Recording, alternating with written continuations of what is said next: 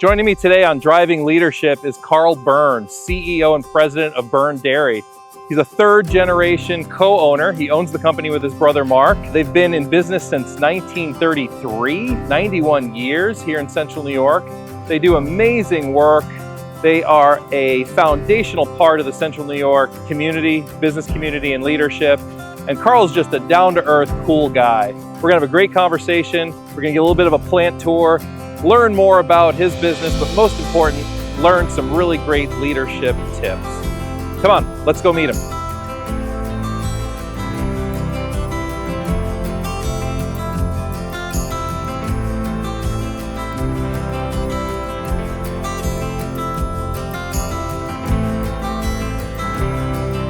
Carl, thank you for this time. I'm really looking forward to getting to know you better and to hear more about this iconic brand and product of Byrne Dairy.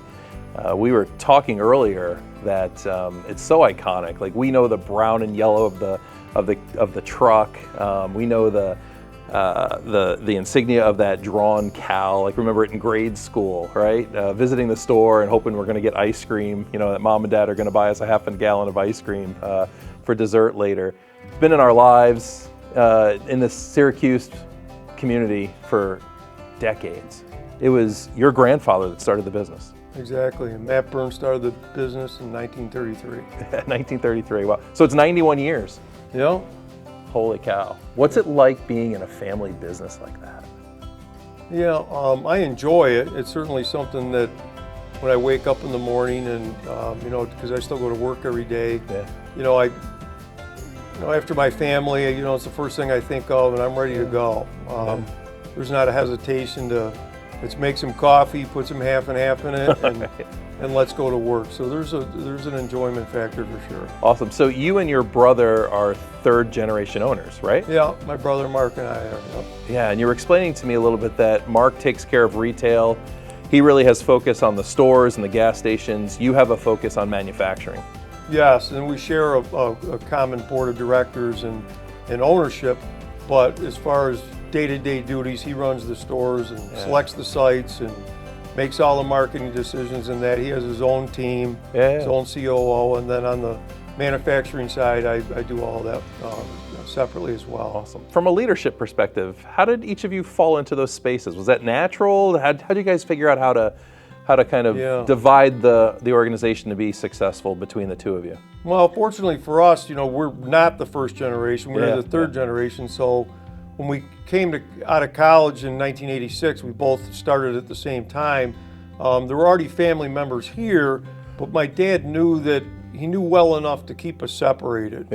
So if he had a building where we made ice cream, he'd put a cousin or a brother, and at the time there was an opportunity in Rochester to go into sales, and he sent me up there, and then he got my brother Mark running the warehouse, which served all the products for the store. So there's always been let's give them a little bit of physical separation so the family members aren't on top of each other, and that's kind of where it started, basically from his experience. So walk back in history a little bit for me. What got your grandfather started in this space, in this business? Yeah, so he made, like a lot of other businessmen, he made a lot of money in the 1920s. Okay. Not only in the tire business, was originally in the tire business with his brother. Okay.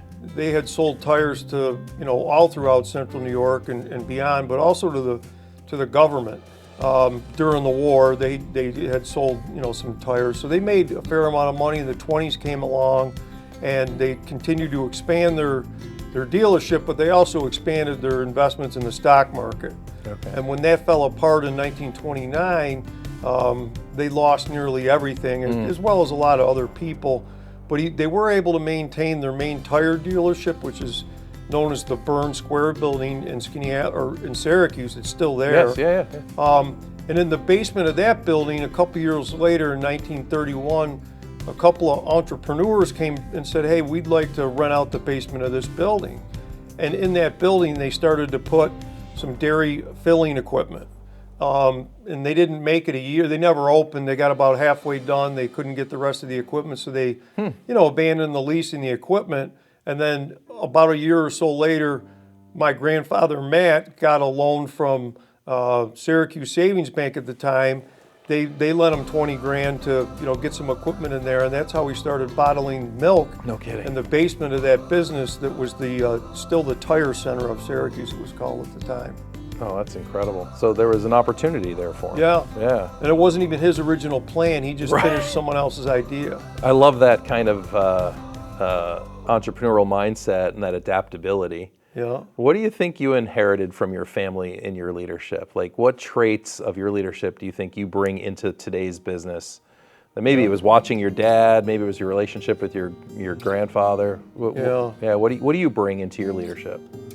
Certainly bring a strong interest in continuing the Byrne legacy, and you talk about the brand and all that passion that has been put into the business. Sure. I think from those learnings and those stories of my grandfather, who I never met, is that you can have a plan, but it doesn't always work out according to plan, but you need to show up. You need to be there, you need to figure it out. Through the Depression, I mean, they had no idea they were going to end up in the dairy business, and it was someone else's idea. So if you go to work and you work hard, you treat your people fairly, you're going to, sometimes there's a little luck involved too in that case. Sure. But, I think I've learned from everybody that, you really need to lead by example and make sure that, you do the next right thing. Those are very important things in business. I love that. Show up and do the right thing. Yeah. Yeah, show up and do the right thing. That's really cool. What advice would you have for leaders in our Central New York market, or people that might be thinking about leading in the future, right? Maybe there's some folks out there that are aspiring to be leaders or want to get more equipped to lead better. What would you tell them if they were here? It depends on if they've ever held substantial leadership positions, and if they can, they should lean on some of their own experiences and go with that. Sure. But if they haven't and they're just working their way up, they're going to need a mentor. Nice. Someone that they can call on the phone or get in front of or get some additional training.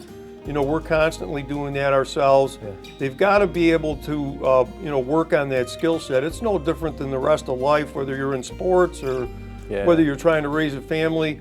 You're going to need, someone to lean on and someone to help you with that. So. Oh, that's awesome. That's great. So, Carl, with the Syracuse area, what feels like we're on the cusp of a revitalization, right? Micron coming in, downtown getting restored. It feels like this area is on the cusp of some great growth. What are you guys doing to prepare for that? Like, I think things could really get good fast here. What's Byrne Dairy doing to get ready for that? Yeah, well, our best resource is our people. Yeah. So we just got to make sure we're in a position that we are the employer of choice without just saying that. So how do you back that up? And it's some of the things we talked about before.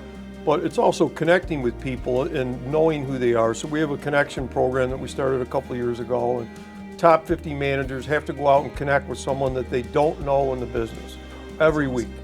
And then what happens is, after a while, we're going to know more things about their family, more things about challenges they face outside of work, more things that are happening inside of work, and things they'd like to see us doing or like to see us not doing. But there's so much investment coming into the area that there is going to be, the talent's going to be moving around. More is going to be coming into the market. We'll be bringing more up. Sure. But some of the existing players are going to be highly sought after. So, as an owner, or as a manager, as a leader, you better respect that, all the time, but especially now. You're going to need to make sure you know who your talented people are, and that they're given growth opportunities. Sure. Yeah, I love that intentional connection effort that's happening in the organization. I think that's brilliant. I think it's brilliant.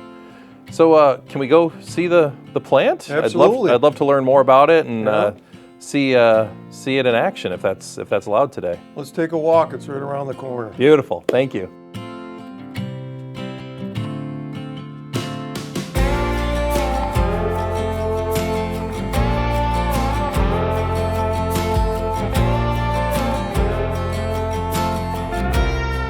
So we're adjacent to the lot to the plant. Yep. Now, how long has this plant been here? We built this plant. This is a greenfield facility. Built it in 2004. Okay. And so we just, celebrated our 20th anniversary over here. Awesome. Awesome. And it's really been the catalyst for most of our growth. we built another new facility down in Cortland in 2014. Okay. It's a sister plant to this. It's got 140 acres with it. Oh, wow. Okay. So it sets it apart from I can really expand that. I'm on about 23 acres of land. Okay. And I have some room for growth, but I'm going to have a lot more opportunity between the two of them working together to serve customers. Yes, yes. And is this, I know we're going to see it, but this is all milk bottling. Anything else going on here? Milk and cream. Okay. That's about it. Organic milk. That's all we really do. So you're telling me a little bit about that. The extended shelf life is all about the way it's packaged. Yeah, it's no about air, no bacteria. It's about the way it's processed. Okay. And the way it's filled. Okay. So as you say, packaged. Yeah, filled, yeah. So processing and filling are completely sterile. And how much longer of a shelf life do you get than like my carton of milk in my fridge? Yeah, so your extended shelf life milk at home, or your fresh milk at home, it's going to have a couple weeks on it. Right. I'm going to put 70 to 80 days on the extended shelf life product here, and I'm going to put 13 months on the aseptic, which is shelf-stable product. So one of the things that has to happen with the product, the milk and cream when it comes in here, and that's what's happening on the roof here mostly, this is all refrigeration equipment. Okay. So, you know, this plant handles hundreds of millions of pounds of product a year, so it's got to be able to keep it all cold, and it needs to be kept around 40 degrees. Okay, wow. Before we fill it, and then after we fill it, if it's aseptic, I store it at room temperature in another facility, but the refrigerated product gets stored at a refrigerated facility that we have over by the regional market. Oh, that's incredible. And these stainless steel silos, that's all milk being held or that's product? Milk that's coming in. The big vertical stainless steel silos is milk that's coming in that has not been processed yet. So you see these tankers over here. Okay. These are tankers that are going out to local farms to pick up the milk. Yep. And they're coming back and they drive through these doors over here, and it's pumped off into these big silver stainless steel tanks. So what's the relationship with the farms? Those are independent farms that you contract with for their product? Yep. And we have a handful of larger conventional farms that ship to us exclusively and have, most of them are along Route 20. Yeah. You know, between, you know, Navarino and Skinny Atlas. Yeah. And that milk in that area all comes to, you know, this plant. No kidding. It has for years. Okay. Before this plant, it used to come to Oneida Street. So then in this room here, we have all the boilers. And that's the other thing you need to have if you're going to be sterile, is you have to have a lot of steam. Oh, okay. That's how it's all. That's how everything's clean, is the steam. It's steam. Okay. So stuff I do here, less than 1% of the stuff that I make, it's like 1/10 of 1% is sold in the store. I'm shipping product all over the world. Very cool. They're selling half gallons of milk. So are some of these like private label? Yeah, I do a lot of different brands. Yes. Yep. You know, brands for, this happens to be owned by Dairy Farmers of America. Okay. These are rolls of paper that I put in the back of the machine. Yeah. And then, you know, the paper is sterilized and then formed into a tube, if you will. Yep. And then we cut it into these little squares and, you know, fold up the ends, and you got yourself a package of milk. Almost like a juice box, like a milk box. Same type of machine. And that's what's happening here. That's actually happening right in there. The paper's formed into a tube, and it's actually filled right there. This machine runs about 300 a minute. It's pretty fast. Yep. This machine puts the straw on it. Oh, awesome. So like the little blister pack straws. Yeah, look at that. You can take that home with you, so you don't say I never gave you anything. There you go. That's awesome. Thank you. Yeah. And then there's some cool machines in here, like this machine over here. It takes them from the one lane and puts them in, depending on the case pack. You know, it lanes, and this has got, you know, 12 lanes, I think, or 9 lanes. It's a 27 pack just with it, so it's a 9x3. Lanes, the rows of the box. Yeah, over here you see the rows that are coming down. Yes. Yep. You know, they call it a laner. Yep. That's all it's doing. It fills them up, and all right. So it waits for each lane to be full, moves it forward, and now these are going all over the world. yeah, this is probably fair amount of this milk's going into the south where there's a lot of lactose-free population, and so yeah, it's probably, I think some of this is going down to Texas. Yeah. Yeah. All right. So this is where we have this is where the product goes before it. Oh, I could live in here. This is nice. Yeah, especially on a warm day. Woo, yeah. What is it, about 38 degrees in here? Yeah, probably real close to that. Yeah. Oh, wow. So these palletizers, and then they're putting this milk on these pallets, and then we are shipping it either to, most likely to, we have a big warehouse here at Magna, which is right at the old Chrysler building here at Magna Powertrain. Yes, yeah. And then we have a big refrigerated one over by the Syracuse Regional Market next to the ball field. Yes, yes. So this product is going in one of those two places. And then from there, the customer picks it up. That's kind of the end of the journey for me. Here. No, well, over there. The warehouse. Yeah, Yep. yeah. They pick it up from there. Yeah. Yep. That's and then incredible. this is a customer we make for Modern Pantry, Marcel's Modern Pantry. So some people have a really well-known name like Dairy Pure, and other people have a more of they have a specific market. Like they're serving a lot of this milk that they sell goes into the Caribbean where they don't have refrigeration or dairy plants or cows or any of that. Yes, yeah. So that's where this is going. A very specific market. Yeah. Yep. Oh, Carl, this is really cool. Thank you. Yeah, great. And I'll take you out. Awesome. Take you back. Thank you so much. Yep.